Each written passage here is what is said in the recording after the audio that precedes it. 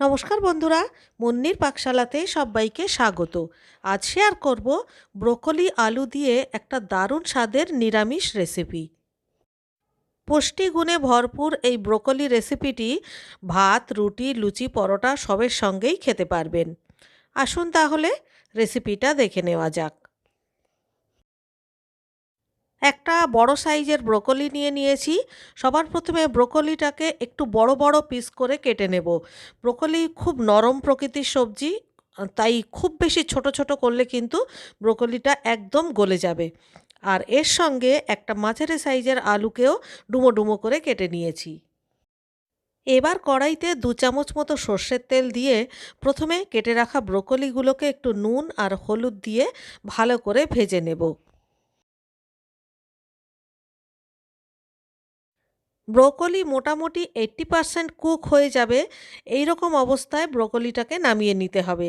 তো দেখুন আমার ব্রোকলি কিন্তু ভাজা হয়ে গেছে, আমি এগুলো কড়াই থেকে নামিয়ে নিচ্ছি। এরপরে কড়াইতে আবারও নতুন করে 3 চামচ মতো সর্ষের তেল দিয়ে দিলাম। ফোড়ন হিসাবে জিরে, শুকনো লঙ্কা, আর যেহেতু নিরামিষ রান্না তাই সামান্য একটু 1/4 চামচ মতো হিং দিয়ে দিলাম। এরপর এর মধ্যে কেটে রাখা আলুগুলোকে দিয়ে দিতে হবে। আর প্রথমে অন্তত 2 মিনিট ধরে আলুগুলোকে বেশ লাল লাল করে ভেজে নিতে হবে। আর ঢাকা দিয়ে দিয়ে ভাজতে হবে যাতে করে আলুটাও মোটামুটি 70% কুক হয়ে যায়। এরপর এর মধ্যে 1 চামচ ভর্তি ভর্তি আদা বাটা আর 1 চামচ লঙ্কা বাটা দিয়ে দিলাম। সেই সঙ্গে একটু নুন আর হলুদও দিয়ে দিলাম। এবারে সমস্ত কাঁচা মশলার সঙ্গে আলুটাকে খুব ভালো করে কষিয়ে নিতে হবে।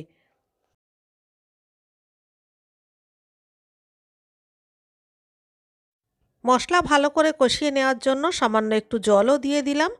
এরপর এর মধ্যে 1 চামচ ধনের গুঁড়ো আর 1 চামচ জিরের গুঁড়ো একটা বাটির মধ্যে গুলে সেটা দিয়ে দিতে হবে।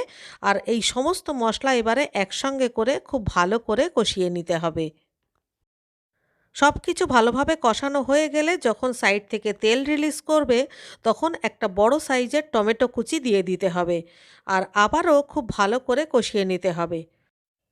খুব তাড়াতাড়ি টমেটো নরম করবার জন্য ঢাকা দিয়ে গ্যাসের ফ্লেমটা একটুখানি সময়ের জন্য লো করে দিলে দেখুন কি তাড়াতাড়ি করে টমেটোটা নরমও হয়ে গেছে আর টমেটোটা খুব তাড়াতাড়ি কষানোও হয়ে যাবে। আবারও সাইড থেকে তেল রিলিজ করছে, মানে সমস্ত কিছু ভালোভাবে কষানো হয়ে গেছে।